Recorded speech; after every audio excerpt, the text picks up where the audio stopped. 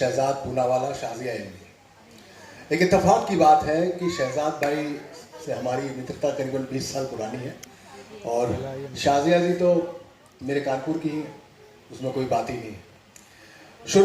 हाँ पड़ोसन। तो शुरुआत करते हैं एक छोटे से शेर से, और उस शेर में ही प्रश्न छुपा है, उस सवाल छुपा हुआ है। मैं झूम के गाता हूं कमजोर जमाने में, मैं झूम के गाता हूं कमजोर जमाने में, एक आग लगा ली है एक आग बुझाने में। ये सोच के दरिया में मैं कूद गया यारों, वो मुझको बचा लेगा, माहिर है बचाने में। तो शहजाद भाई आप ही पे आता हूं, क्या सोच के कूदे दरिया में कि वो मुझको बचा लेगा, माहिर है बचाने में। सबसे पहले तो इस अभिव्यक्ति के महाउत्सव में मुझे आमंत्रित करने का और प्रभु श्री लक्ष्मण की पावन धरा पर मुझे बुलाने के लिए जागरण संवादी का मैं हार्दिक रूप से आभार प्रकट करता हूं, और मनोज जी आपका भी। देखिए, दरिया में डूबकर ही पार करना है इसको, तो हम तो दरिया में कूदने वाले पहले से रहे हैं।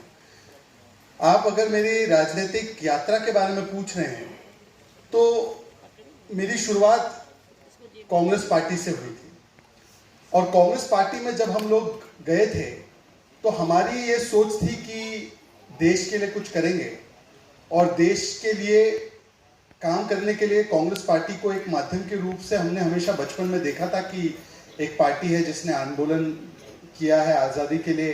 कम से कम इतिहास के उस समय की किताबों में यही पढ़ाया जाता था, बाकी जो योगदान थे वो छिपाए गए थे। आजकल वो ठीक हो रहा है। तो मुझे लगता है कि जब हम लोगों ने पढ़ा और सोचा कि चलिए कांग्रेस पार्टी के माध्यम से हम जुड़ेंगे और काम करेंगे, तब वास्तविकता में जो सामने आई वो बात वो बहुत अलग थी। और जो मेरा सफ़र रहा, मैं 10 साल कांग्रेस में रहा, उस समय पर ऐसा महसूस हुआ कि यहाँ पर देश के लिए नहीं बल्कि केवल एक व्यक्ति और एक परिवार के लिए ही सेवा देनी है, और अगर आप ऐसा करने के लिए तैयार हैं तो तब तो आप कांग्रेस में रह सकते हैं। परंतु हम लोगों के लिए ये मुमकिन नहीं था। हम देश के लिए या किसी पार्टी के लिए काम करने आए थे, किसी परिवार के शेयर होल्डर या शू होल्डर बनने नहीं आए थे। और जिनको अपना आत्मसम्मान प्यारा था, ऐसे कई लोगों ने कांग्रेस पार्टी छोड़ी। और जब मैंने कांग्रेस पार्टी छोड़ी तो कई समय तक मैं बाहर रहा। मैं शाजिया जी की फील्ड में चला गया था, मीडिया में काफ़ी दिनों तक रहा।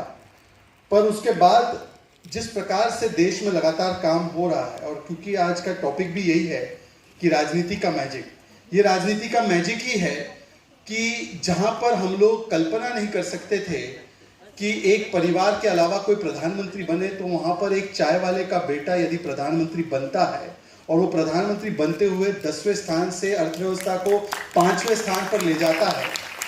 आज जब 11-12 करोड़ लोगों तक शौचालय पहुंचते हैं, लाल किले की प्राचीर का इस्तेमाल वो करते हैं और इस विषय में, स्वच्छता के विषय में बोलते हैं, और 100% डेफिकेशन फ्री हमारा भारत बनता है, जब 11 करोड़ घरों तक नल से जल पहुंचता है, जब 13 करोड़ लोगों को गरीबी से बाहर निकाला जाता है, और जब आज ऐसी स्थिति परिस्थिति बनी है कि पूरी दुनिया जो है G20 में हमारी ओर देखती है, और G20 के सफल आयोजन में पता चलता है कि जहां पर दुनिया 2 खेमों में बटी हुई है तो एकमात्र भारत ही है।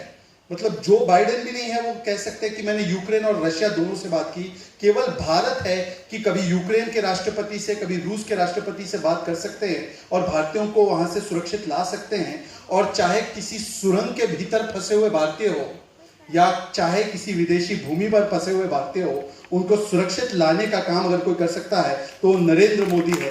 तो ऐसे मैजिक के बहुत सारे कायल हैं। तो मुझे लगता है कि मैं भी इस मैजिक से प्रभावित हुआ। और एक मैजिक तो ऐसा है, एक आखिरी वाक्य कहूँ क्योंकि शाजिया जी को ही बोलना है, ये मैजिक का सबसे ज़्यादा असर तो तब पड़ता है जो परसों तक रोम रोम करते थे, आज वो कमंडल लेकर राम राम करने लगे हैं और 22 जनवरी के लिए रुके हुए हैं। तो मुझे लगता है इतना बड़ा मैजिक हो रहा है आज।